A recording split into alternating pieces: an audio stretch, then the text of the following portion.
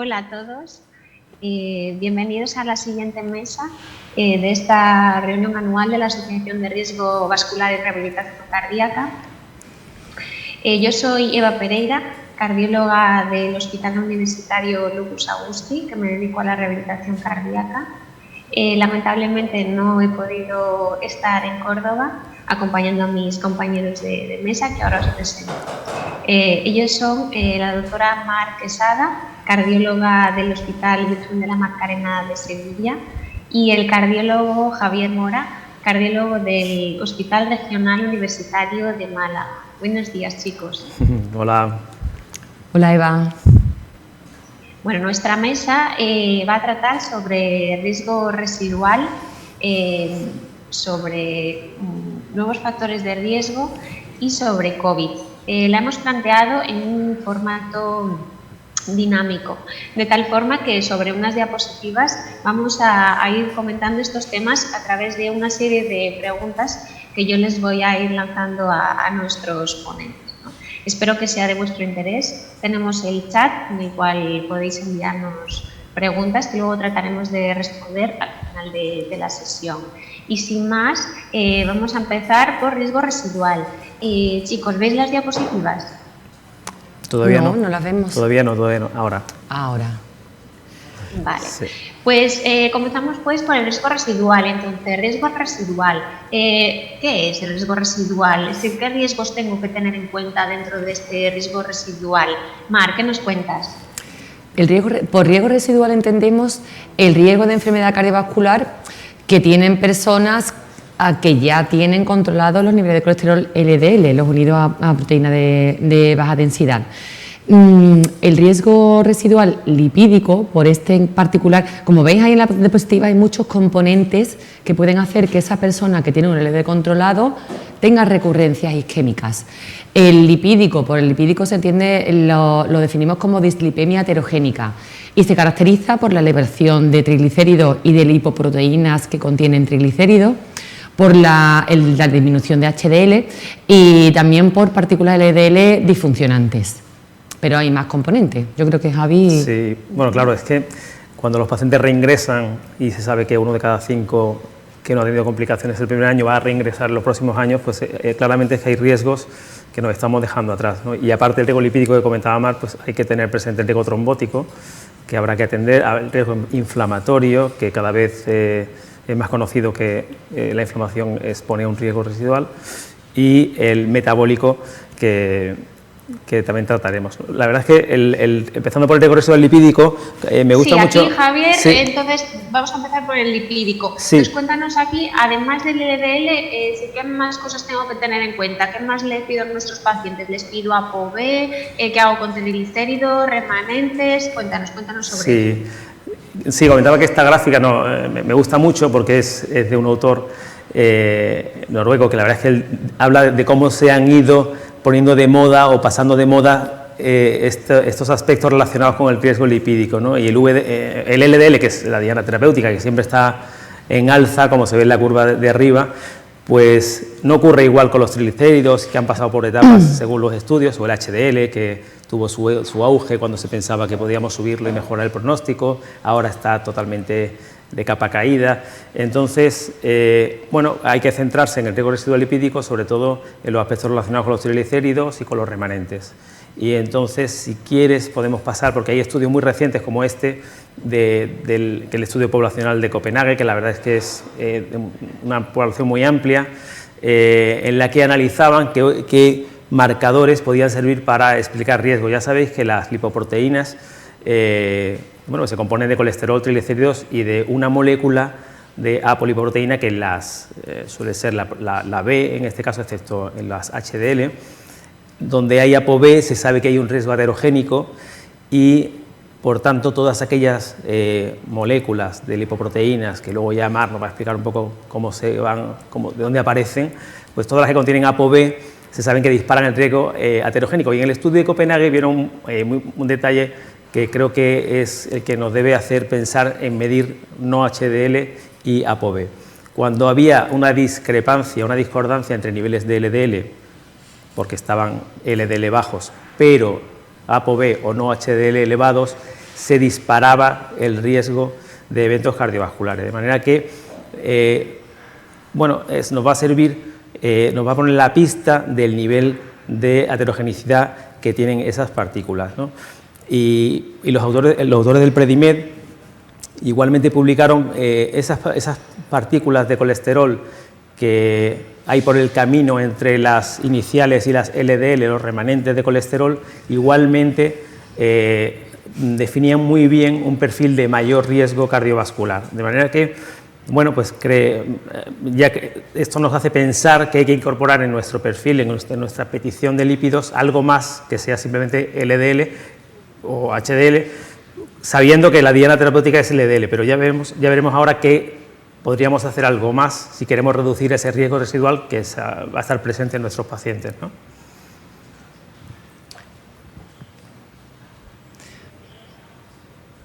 Y ahora voy a contaros yo, la verdad que los dos habíamos pensado, estamos hablando mucho de LDL, riesgo residual lipídico. Al final siento deciros que os tendremos que explicar un poquito cuál es este recorrido que realizan las lipoproteínas a lo largo en la circulación sanguínea, para que entendamos un poquito este riesgo residual. Hasta ahora para nosotros todo era LDL, y el LDL se relaciona directamente con el inicio de placa aterosclerosis, con el crecimiento de esa placa, ese proceso inflamatorio, y para nosotros era muy sencillo, hasta que hemos visto, como él os ha enseñado, que hay pacientes que tienen LDL bajo y aún así continúan teniendo eventos isquémicos.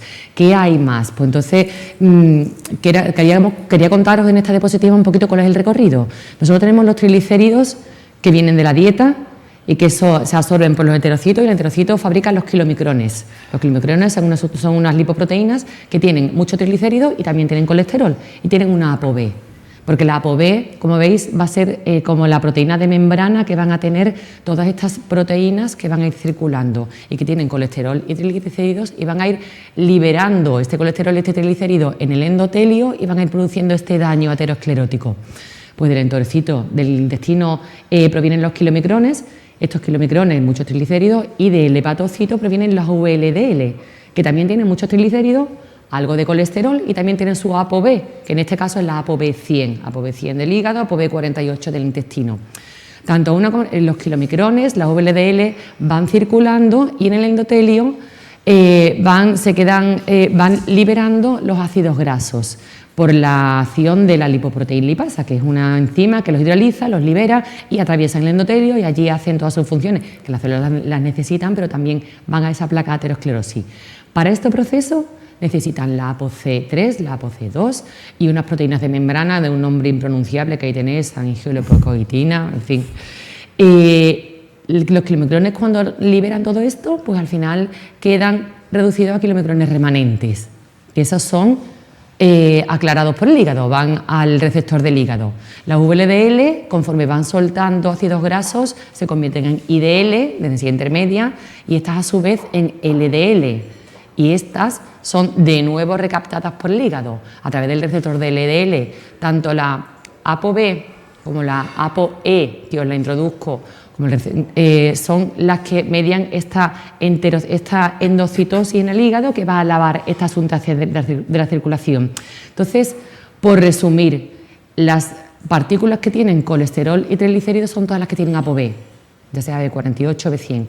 La ApoE os la suelto también por ahí porque hay algunas alteraciones del metabolismo que hacen, alteraciones genéticas que hacen que esta ApoE sea defectuosa y que estas partículas, las IDL, las remanentes, estén circulando más tiempo y soltando esas grasas que no van a ser buenas para el endotelio, para la pared vascular. Y está bien que las sepamos. Por sintetizar, todo lo que no es HDL son partículas aterogénicas, el LDL y todas las demás. Y las demás son las que tienen mucho triglicérido. Si quieres pasar un poquito a la siguiente. Y aquí os quería mostrar otro estudio que redunda en lo mismo. Este ha sido recientemente publicado también. Y en él lo que analizaron fueron pacientes en prevención primaria, son extraídos del estudio PESA y vieron los niveles de colesterol LDL, los niveles de triglicéridos, y analizaron con métodos no invasivos si tenían aterosclerosis subclínica e inflamación vascular, que lo hicieron con PET. ¿Qué vieron? Pues si veis a la izquierda los que tenían el LDL normal, cuanto mayor eran los triglicéridos, mayor era el porcentaje de pacientes que tenían enfermedad vascular, inflamación vascular y enfermedad vascular. Y en los que tienen el LDL alto, por supuesto, mucho mayor es el porcentaje de pacientes que tienen 1, 2, 3 y hasta 4 territorios vasculares afectados. ¿Esto qué significa? Pues que no todo es LDL, que tenemos que despertar la realidad. El LDL es casi todo y nos ayuda a manejar la mayoría de los pacientes, pero hay algunos que además tienen triglicéridos elevados y que tenemos que estar pendientes, que hay que saber que eso también existe. Nos han lanzado la pregunta, Eva, ¿qué hacemos? ¿Medimos ApoB? ¿Medimos ApoB? Sí, sí. Sí, es que se me fue, de pronto dejé de oírte. Pues sí, entonces, con la siguiente diapositiva que yo ya he pasado, pero hay un poquito de retardo entre lo que yo paso y lo que vosotros veis, esta diapositiva. Entonces, ¿qué hacemos con la ApoB? ¿La medimos y a qué pacientes se la medimos, Mar? Sí. La ApoB, la verdad es que marca más cuáles son esas lipoproteínas aterogénicas. La guía de lipemia del 2019 sí sueltan que en prevención primaria pues es una alternativa, que habría que medirlas. Siempre, la verdad es que nuestro laboratorio tiene muy estandarizado el perfil lipídico, colesterol total, LDL, eso sería complicar mucho la cosa. Entonces, ¿en cuáles? ¿En cuáles? Esa es la gran pregunta. ¿Siguen ellos indicando que en obesos, en diabéticos, en personas con los triglicéridos muy elevados, en personas con síndrome metabólico o en pacientes que tengan el LDL muy bajo, que esto es muy gracioso, en pacientes en prevención primaria con el LDL muy bajo no se le ocurre medir la ApoB, pero que lo dejan aquí un poco caer. Sí. Hombre, puede ocurrir, imaginaros que tenéis dos pacientes con LDL 70 los dos, y le mides a uno ApoB, le mides el otro ApoB, uno tiene ApoB 10, el otro tiene 30, ¿qué está ocurriendo ahí? Pues que el primer paciente con el mismo LDL tiene moléculas más grandes y el que tiene ApoB más elevado es porque tiene una ApoB por cada molécula, moléculas más pequeñas, LDL más denso, y se sabe que la molécula de LDL pequeña y densa es más aterogénica. Entonces, como ha dicho Mar, un perfil de paciente también a no olvidar y a medir ApoB sería aquel de LDL bajo, ¿no? Para no confiarse, no conformarse, sobre todo porque le estás exponiendo a un riesgo residual si sus LDL bajas precisamente son pequeñas y densas, ¿no? Hay algo que nos indican las guías y que a mí me surge mucho la duda. Te dicen en prevención primaria, igual deberíamos también nosotros medir ApoB para conocer el riesgo residual, que es algo que nunca nos hemos planteado, pero la ApoB es algo que igual deberíamos de incorporar a nuestra batería de pruebas que realizamos una vez han tenido un evento, para anticiparnos a qué pacientes van a seguir teniendo eventos a pesar de que les controlemos el LDL. Que en ningún sitio... Sí, porque al final no estamos siendo tan eficaces previniendo solamente basados en lo que hacemos. O sea, está claro que lo que hacemos está bien, pero no llegamos a cubrir el espectro completo, ¿no?, de la prevención. Y respecto a los triglicéridos, ¿hay alguna novedad que ha salido, como este documento de consenso sobre el manejo de la hipertrigliceridemia? Javi, ¿nos puedes comentar algo? Bueno, hasta ahora las guías siempre con los triglicéridos eran muy tibias, que siempre, bueno, pues había que usar estatinas y tal, y poca... La verdad es que le daban poca importancia. En otra época eran los fibratos, ahora los fibratos están un poco en desuso, o de capa caída. Y este año tenemos un consenso americano sobre el manejo de los triglicéridos, y yo creo que es muy oportuno, basado en los resultados del estudio REDUCE-IT, que antes se ha mencionado, que bueno, pues, consiguieron con la EPA, el icosapenetil, en 4 gramos, pues consiguieron reducir el riesgo. Que en Málaga ese tipo de palabras no la usamos, decimos EPA. Bueno, pues realmente nosotros no usamos el EPA, usamos una combinación. Lo que usamos en la práctica nuestra para bajar triglicéridos es una combinación de EPA con DHA, ¿no?, de 2 tipos de omega 3, ¿no?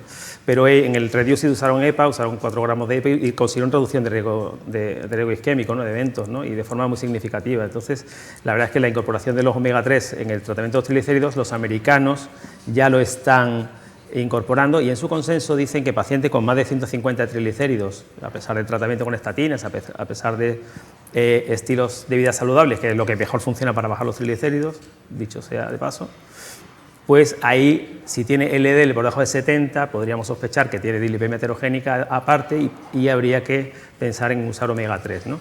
De manera que, bueno, pues los americanos ya están anticipando que los resultados del REDUCE-IT pues entran a formar parte del tratamiento de los pacientes con triglicéridos elevados, más de 150 consideran, y LDL baja, con el tratamiento que ya usamos de forma habitual para la dislipemia, ¿no? O sea que yo creo que bueno, nos toca incluir omega 3 y ojalá que tengamos a nuestra disposición ese preparado, porque en España el que tenemos no es igual, y además en otros estudios que han probado la combinación de EPA con DHA como omega 3 no funciona igual de bien que EPA solo, ¿no?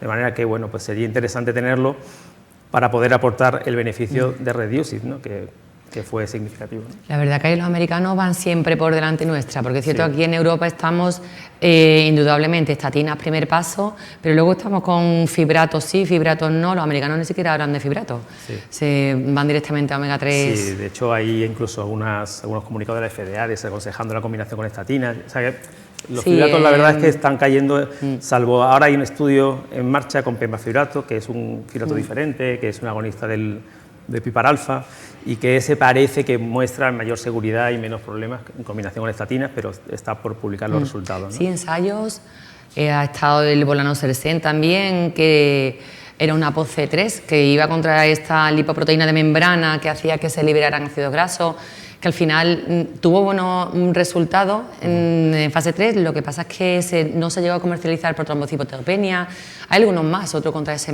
proteína de membrana, yo creo que ensayos en marcha hay.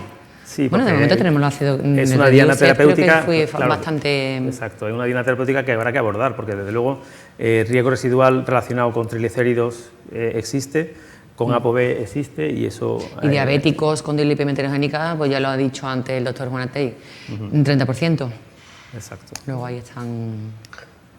Bueno, pues hemos visto riesgo residual lipídico y nos vamos entonces con riesgo residual inflamatorio. Y aquí, dentro del riesgo residual inflamatorio, ¿qué podemos hacer con este riesgo? ¿Cómo lo evaluamos? Mar, medimos PCR y cuando intentemos determinar este riesgo residual inflamatorio, ¿cómo lo podemos manejar? ¿Qué fármacos tenemos? ¿Usamos colchicina? Cuéntanos. Yo le paso la palabra a Javi. Ah, bueno, Javi. Realmente en el tema de la inflamación es que yo creo que ya no hay que convencer a nadie de que la inflamación forma parte de la arteriosclerosis, eso es ampliamente conocido, ¿no? Y lo que tenemos que buscar es soluciones a ese problema. Y sabemos que hay algunos factores de riesgo no tradicionales, y me gusta mucho este dibujo porque la verdad es que expresa muy bien los pirómanos de la inflamación a nivel vascular, ¿no? Y hemos hablado hace un momento de las lipoproteínas ricas en triglicéridos, promueven la inflamación vía ApoB, claramente, pero tenemos también lo que ocurre en la adiposidad de la obesidad.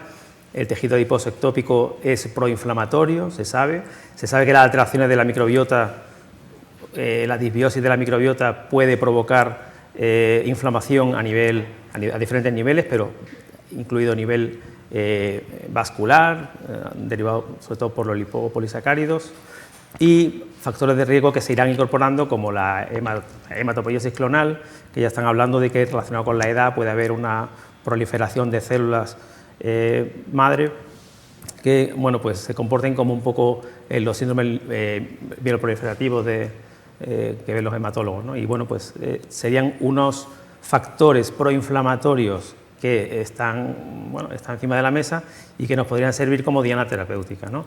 Ya sabemos que se ha publicado el canto, se publicaron diferentes estudios con antiinflamatorios buscando, digamos, dianas específicas, sobre todo interleuquinas, la interleuquina 1, por ejemplo, con canakinumab, que al final es un fármaco que no se va a comercializar.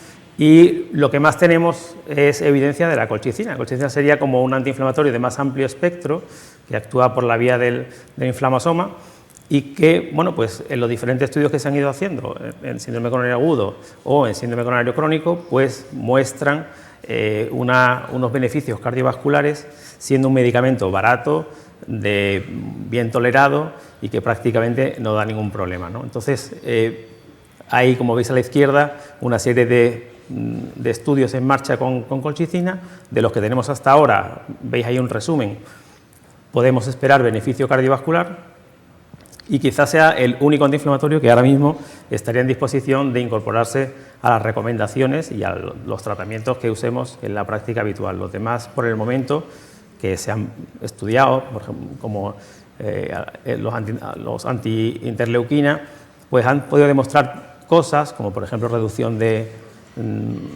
afectación microvascular por resonancia, es decir, apuntan a un beneficio, pero no de momento con impacto clínico como para aplicarlo en la práctica, ¿no? Entonces la colchicina quizás sí, ¿no? De acuerdo. Y finalmente nos vamos a riesgo residual trombótico. Entonces, dentro de riesgo residual trombótico tenemos la opción de prolongar la doble antiagregación más allá del año. Las guías nos lo ponen como indicación 2A. Entonces, ¿qué pacientes seleccionamos y cómo lo hacemos para prolongar esta doble antiagregación, Javi? Sí, bueno, ahí tenéis a la izquierda el metaanálisis de Udell, que la verdad es que es resumen de los estudios publicados con prolongación de doble antiagregación, y la verdad es que los beneficios en reducción de eventos isquémicos están ahí.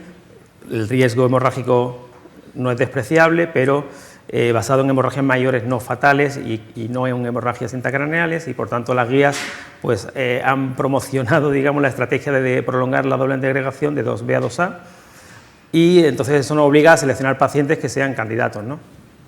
Os pongo ahí el paciente Pegasus. El paciente Pegasus sería un prototipo de paciente al que podríamos prolongar la doble antiagregación, y que según estudios como el de Marrugal, la verdad es que son muchísimos pacientes, casi la mitad de los pacientes que vemos en la práctica, ¿no? Y serían pacientes mayores de 50 años con infarto y que tuvieran otro factor, digamos, que añadir a riesgo isquémico, ¿no? La edad mayor de 65 años, la diabetes, que fuera un segundo infarto, que fuera multivaso, o una disfunción renal. En el Pegasus fue una claramente creatinina por debajo de 60, ¿no? Ese sería un perfil de paciente a pensar en prolongar, ¿no? Pero hay otros factores, si os pongo a la derecha, factores clínicos y angiográficos, que nos podrían apoyar o nos podrían animar a prolongar un tratamiento doble antiagregante, ¿no? Como la enfermedad prematura, arteriopatía periférica, insuficiencia cardíaca, enfermedades inflamatorias, que ya sabemos que la inflamación está detrás de muchos procesos arterioscleróticos, y luego criterios puramente angiográficos basados en el cateterismo, ¿no? Que la verdad es que, bueno, pues cuando vemos lesiones de tronco bifurcadas o pacientes que han trombosado un stent, pues ahí estás pensando ya en prolongar, ¿no? ¿Y qué paciente nos plantearíamos prolongar doble antiagregación? Pues aquellos que nos van a sangrar, ¿no? Y ahí os resumo algunos criterios lógicos y contrastados, porque no sé si en la práctica habitual los que nos estáis escuchando usáis scores de riesgo hemorrágico para tomar estas decisiones. La verdad es que en el minuto de la consulta pararse a sacar la calculadora de riesgo hemorrágico creo que no es lo que hacemos, pero quizás si tú piensas en un paciente mayor de 75 años, anemia, trombopenia, anticoagulado, que te hayas hecho un sangrado previo, que haya tenido ictus previo, pacientes con ictus fueron excluidos del Pegasus, por ejemplo, neoplasias, cirrosis, pues son pacientes en los que hay que pensarlo mejor porque te pueden sangrar y complicar el pronóstico del paciente, ¿no? Y bueno, ¿y con qué hacer la doble antiagregación prolongada? Pues yo pienso que el fármaco que tiene más evidencia es el ticagrelor en su dosis de 60 miligramos como en el Pegasus. Se demostró mejor balance riesgo-beneficio, y creo que el ticagrelor es un antiagregante más consistente que clopidogrel. Es más rápido y es menos variable, como se ve que el clopidogrel tiene muchas variaciones interpersonales basadas en la genética, en polimorfismos genéticos, ¿no?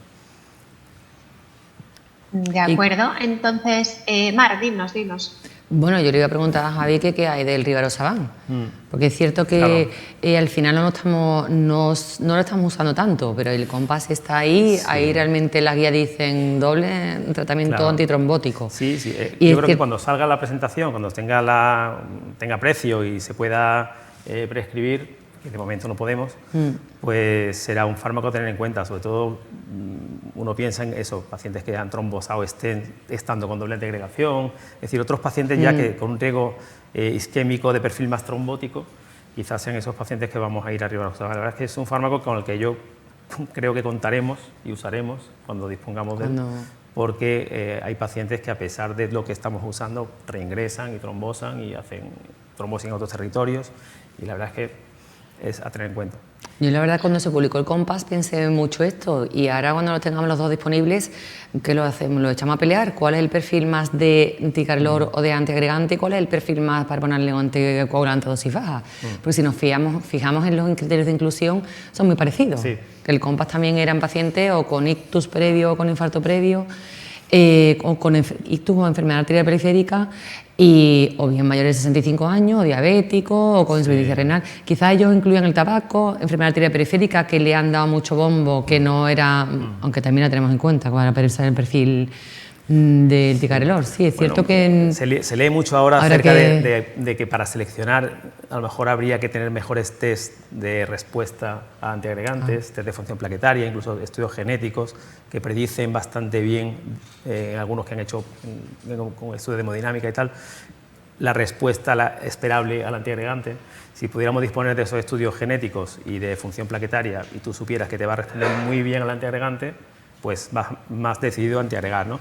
Y si para un paciente que te va a hacer una respuesta de resistencia al clopidogrel o a ticagrelor o lo que sea, porque tiene unos condicionantes, será un paciente más para rivaroxaban. Yo creo que eso tiene que avanzar en esa línea, porque desde luego, basado en criterios clínicos, va a ser muy difícil tomar la decisión. Y entonces, en este momento que lo que tenemos es la opción de prolongar con los antiagregantes, quería preguntaros, ¿no? Porque a mí me parece muy importante que esos pacientes que son candidatos a continuar la doble antiagregación queden ya definidos desde el momento del alta. Es incluso importante que el hemodinamista en su informe, en mi hospital al menos así se hace, a veces en base a criterios pues angiográficos ya nos indique paciente candidato ya por ese aspecto a doble antiagregación. En el informe de alta tiene que quedar ya definido cuáles son candidatos a prolongarla. Y luego mi pregunta es, una vez que ya os encontráis al año con el paciente y decidís prolongarla, ¿indicáis claramente cuál va a ser el periodo, pues hasta los 36 meses como en el Pegasus, o lo dejáis abierto a las siguientes revisiones para ir reevaluando, porque siempre puede haber cambios en su riesgo hemorrágico?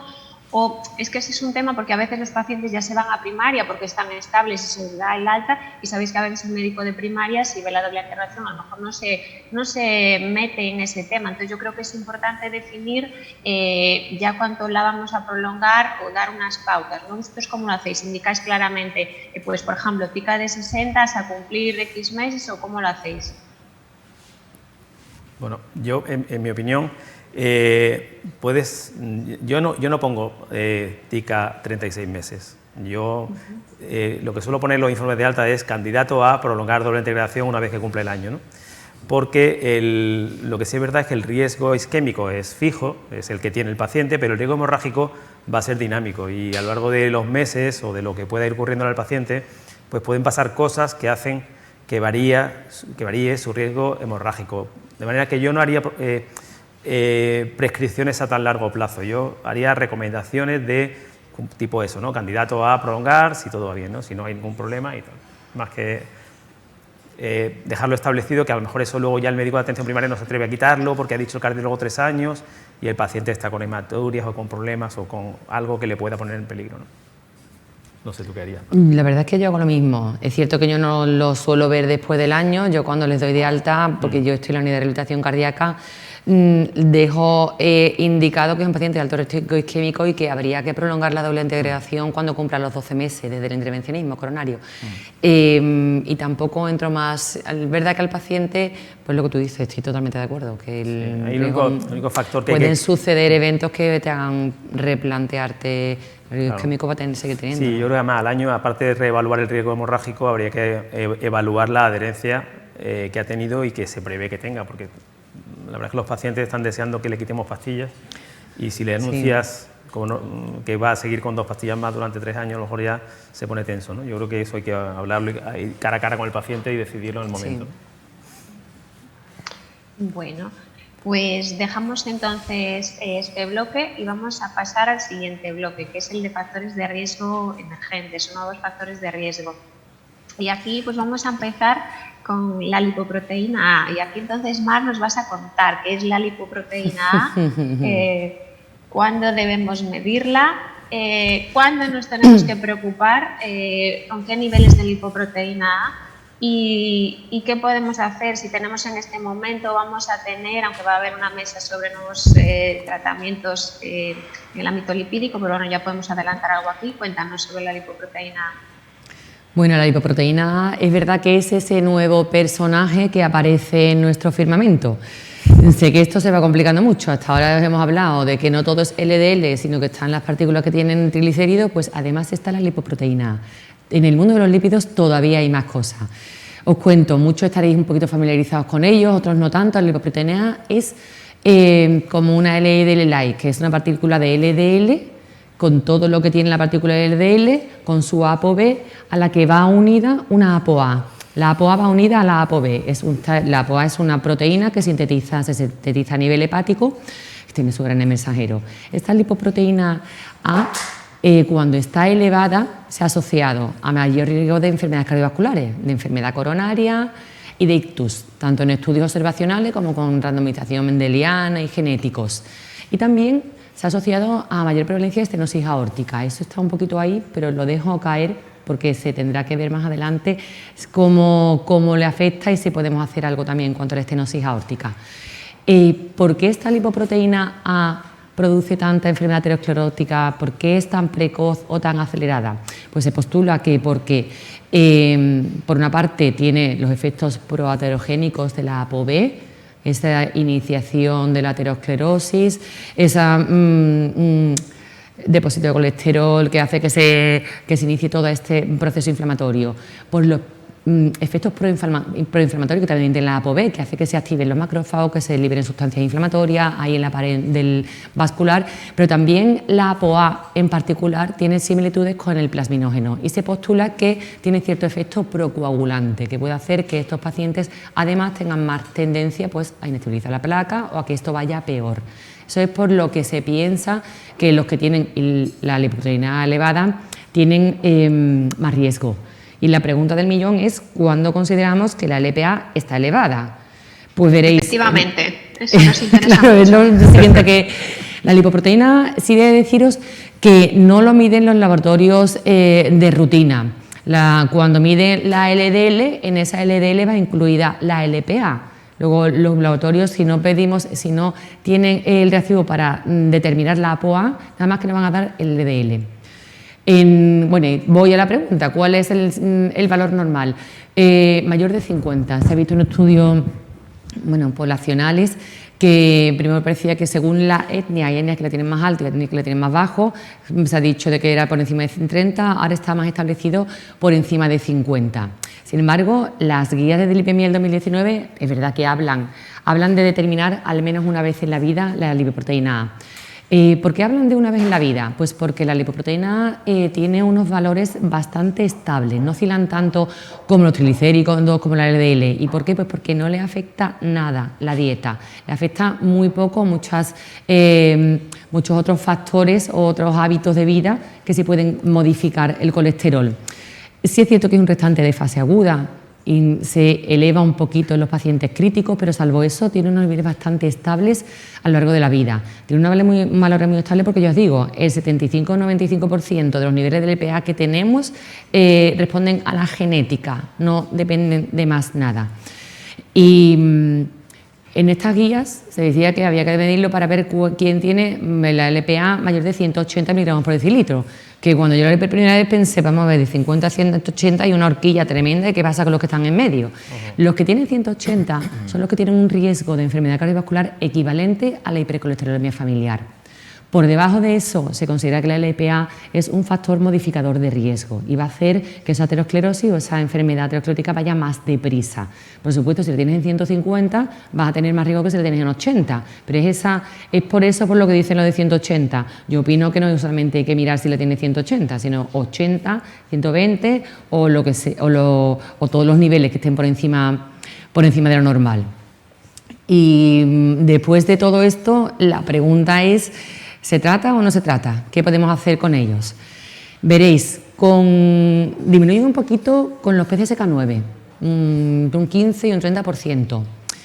Se elevan un poquito con las estatinas, aunque no se ha visto que esto se traduzca en mayores recurrencias.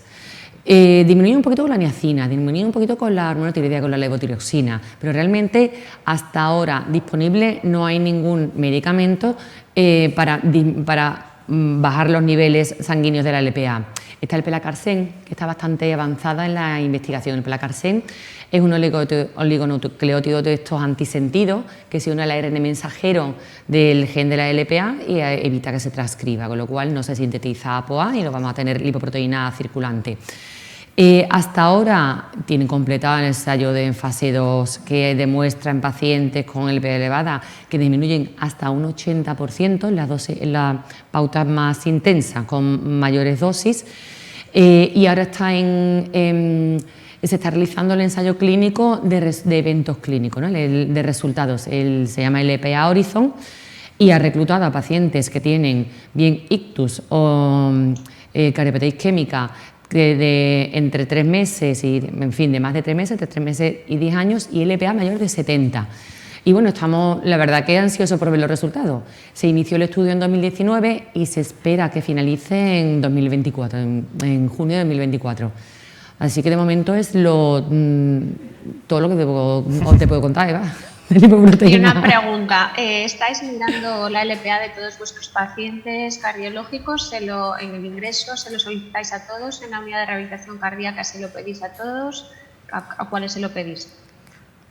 Pues fíjate, si te digo la verdad, nosotros a todos no se lo pedíamos, ahora ya vamos a hacerlo, después de escuchar a Mar, pero no, lo hacíamos siempre con los infartos menores de 50 años, lo hacíamos así como por protocolo, ¿no? O sea, los infartos más jóvenes, ¿no? O aquellos que no tuvieran, o que fueran más mayores de 50, pero no tuvieran otro factor de riesgo reconocible y un colesterol normal o bajo, ¿no? Entonces ahí sí buscábamos LPA, pero la verdad es que no lo hacíamos de protocolo y quizá una vez en la vida, como dice Mar, no estaría mal mirarlo. Nosotros en rehabilitación cardíaca lo determinamos igual, en los que tienen cardiopatía isquémica precoz. Pero es cierto lo que os he dicho, que es un factor modificador y parece que si tenemos un diabético, pues no hace falta buscar más nada. Y realmente hay diabéticos que tienen LPA elevada y tienen más recurrencia. O también hay hipercolesterolemia familiar, que nos parece que es suficiente ese factor de riesgo, pero que si además tienen la LPA elevada, pues van a tener más eventos. Entonces yo también pienso que de momento en mi hospital estamos hablando con laboratorio para que podamos hacerlo, para que incluso el que tenga en su prescripción cardiopatía isquémica se haga una vez en la vida al menos. Sí. Pero es verdad que hasta ahora solamente cardiopatía isquémica precoz.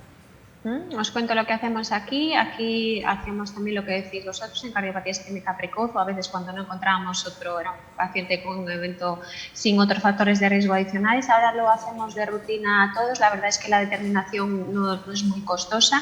Aquí de momento desde primaria no se puede pedir, solo desde especializada.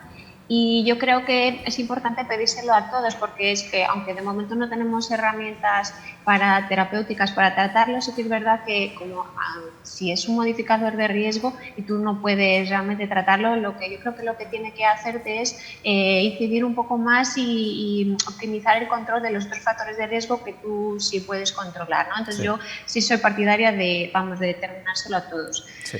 Bueno, pues vamos a pasar entonces. Mar, cuéntanos aquí pues las guías recientes, ¿qué otros factores de riesgo nos dicen también que tengamos en cuenta?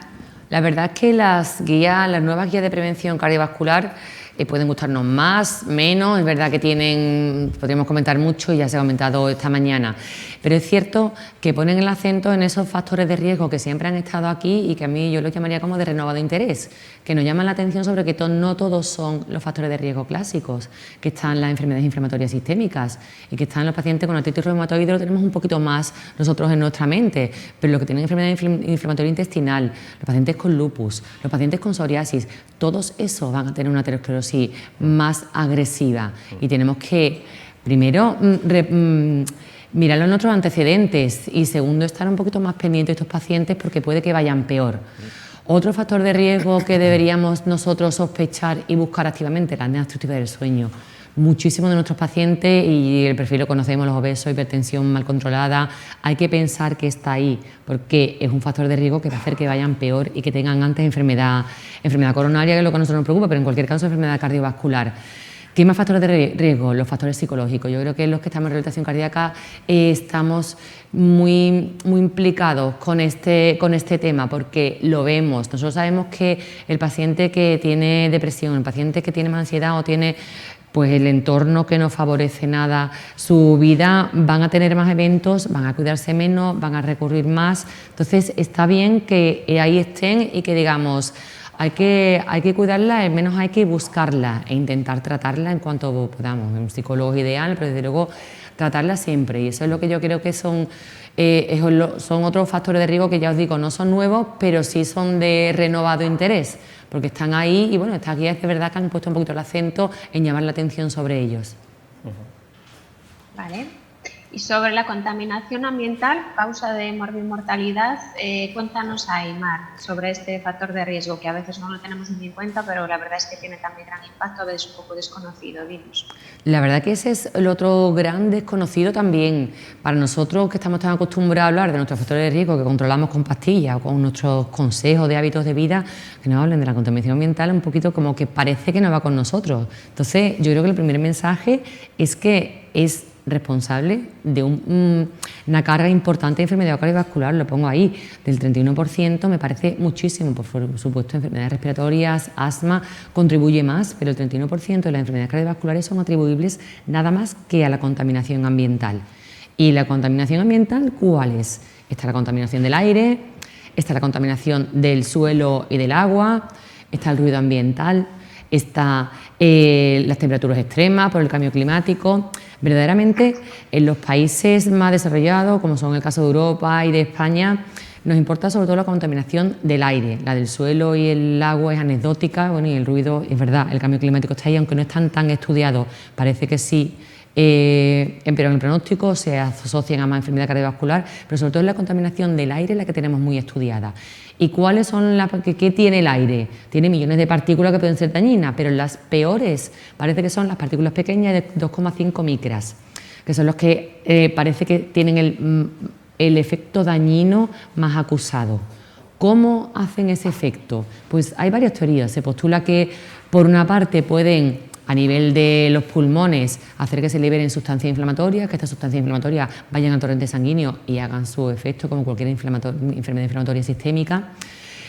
Por otra parte, se postula que pueden actuar a nivel de los alveolos, activando estos alveolos y activando la vía neurohumoral, la vía de la disfunción autonómica y producir, pues, vamos, no os he dicho, pero que se asocian a fibrilación auricular, arritmias ventriculares, a enfermedades tromboembólicas, a insuficiencia cardíaca y también a enfermedad coronaria.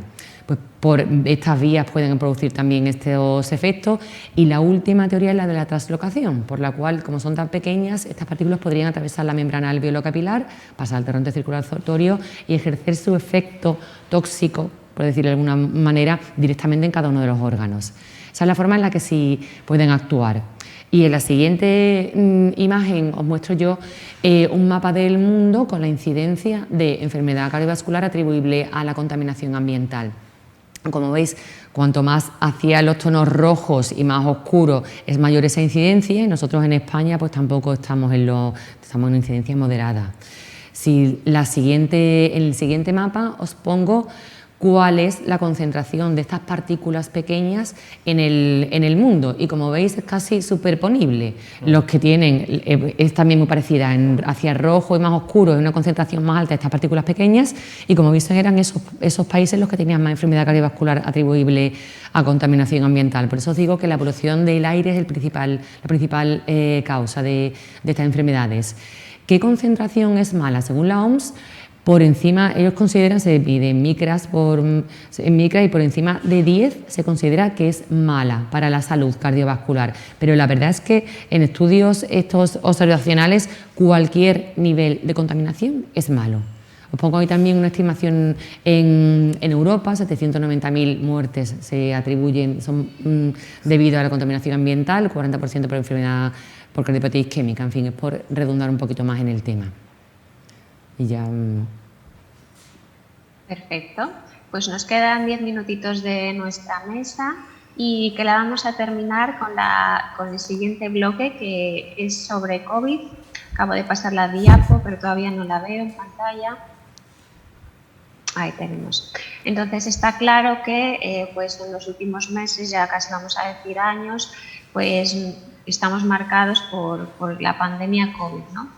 Y sabemos que, bueno, pues ha tenido gran impacto en morbimortalidad en nuestros pacientes, y sabemos que en concreto a nivel cardiovascular, pues por múltiples mecanismos fisiopatogénicos, pues puede producir prácticamente de todo, ¿no? Desde isquemia, eventos trombóticos, arritmias, insuficiencia cardíaca, miocarditis. Entonces, yo os quería preguntar y plantear cómo lo estáis viviendo en vuestra práctica clínica, el impacto que ha tenido el COVID, ¿no? Realmente, lo del síndrome post-COVID existe. ¿Qué es el síndrome post-COVID? ¿Cómo podemos evaluar esa disnea persistente, si es atribuible o no al post-COVID? Y ya más reciente, el tema de las miocarditis post-vacunas, si estáis bien. La verdad es que la consulta a nosotros se nos ha llenado de post-COVID. La verdad es que, bueno, post-COVID o long-COVID, yo no sé cómo llamarlo, porque es que parece una enfermedad que no termina de irse nunca, y a mí se me ha llenado la consulta de muchos compañeros y sanitarios con problemas de disnea, palpitaciones, taquicardias persistentes después de haber pasado COVID.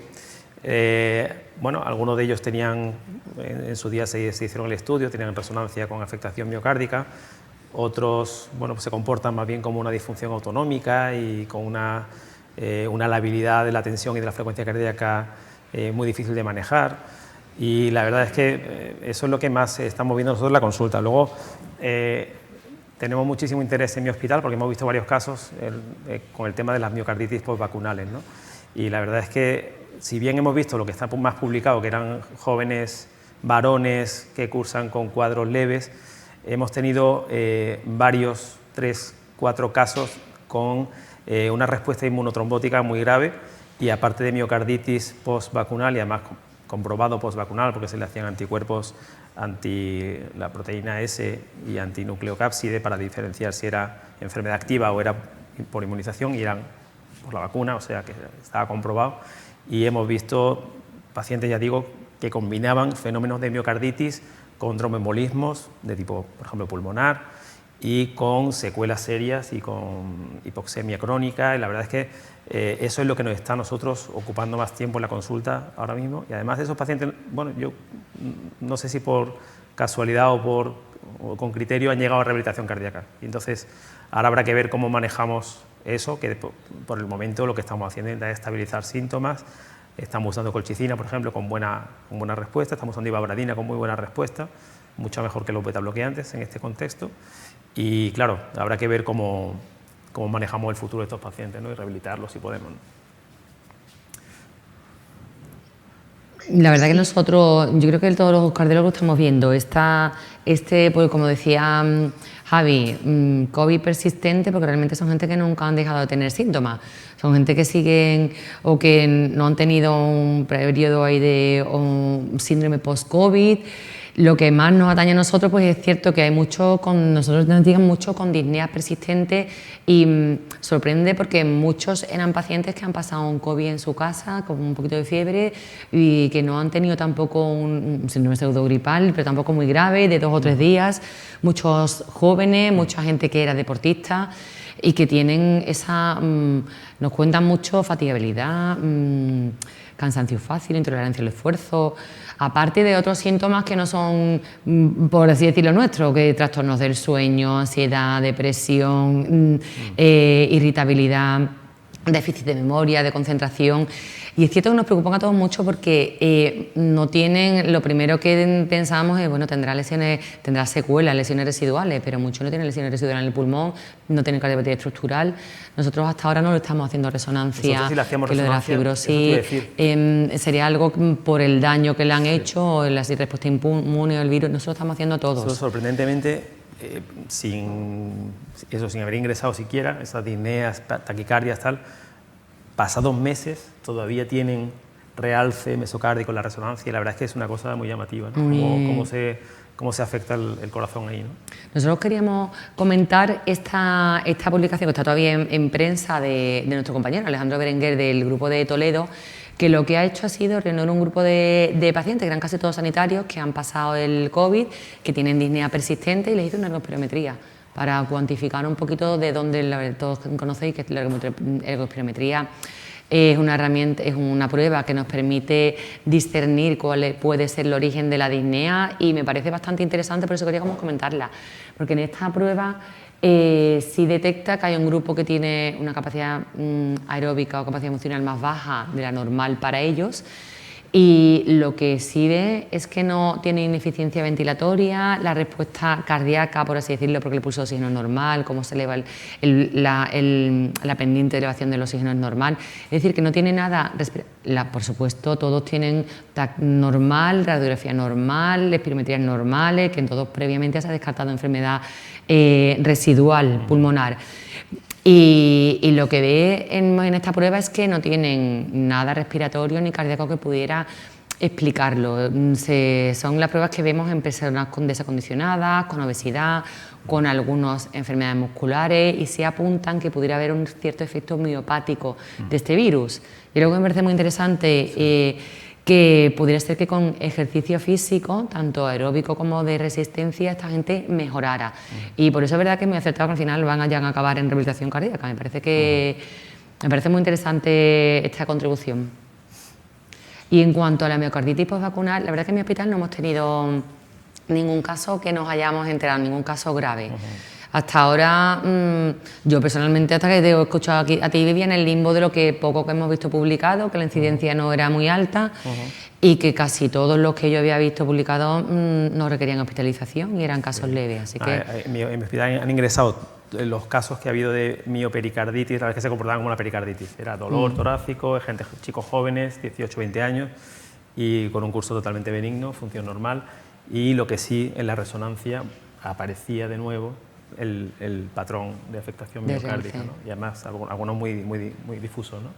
Yo creo que aquí queda todavía mucho, estamos empezando a conocerlo, nos queda muy bien por definir y acotar qué es el post-COVID, el COVID persistente o el síndrome post-COVID y por ver, porque supongo que ahora mismo es un cajón desastre del que iremos escindiendo distintas entidades.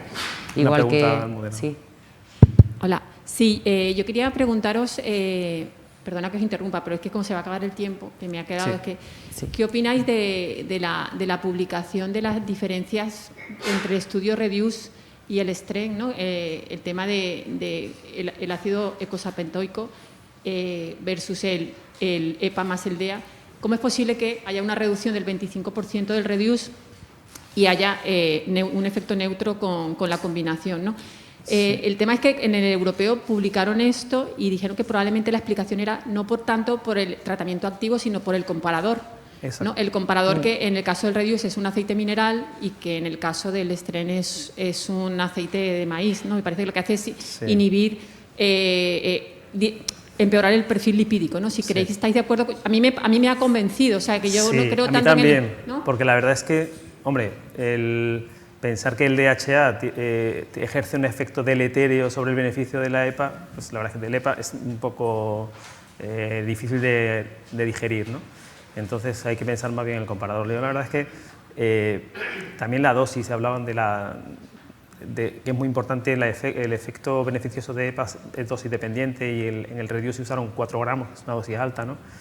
Teniendo en cuenta que nosotros en el Lomacor que usamos apenas no llega a 500 miligramos, ¿no? Entonces, ahí yo creo que habría que hacer estudios un poquito mejor diseñados, donde el comparador no sea deleterio para el perfil lipídico y no magnifique diferencias que luego no son reales, ¿no?